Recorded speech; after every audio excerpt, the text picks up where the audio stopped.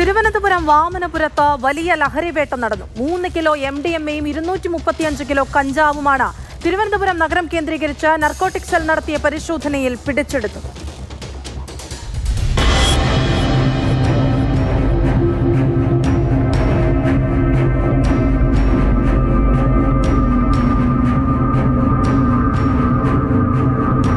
തിരുവനന്തപുരം ജില്ലയിൽ dance of സംഘം നടത്തിയ പരിശോധനയിലാണ് ലഹരി വസ്തുക്കൾ പിടികൂടിയത്.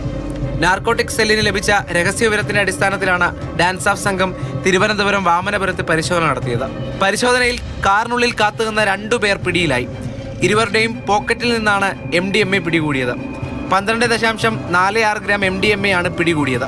താളിക്കുഴി സ്വദേശി സെബിൻ ഫിലിപ്പ്, കണിച്ചോട് സ്വദേശി ചേതൻ ബാബു എന്നിവരാണ് പിടിയിലായത്. പ്രതികൾ ഉപയോഗിച്ച വാഹനവും പിടികൂടി.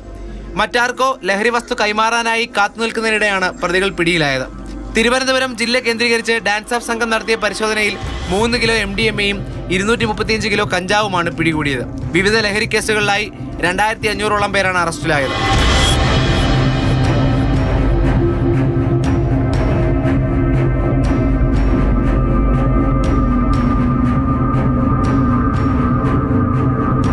മാതൃഭൂമി ന്യൂസ്, തിരുവനന്തപുരം.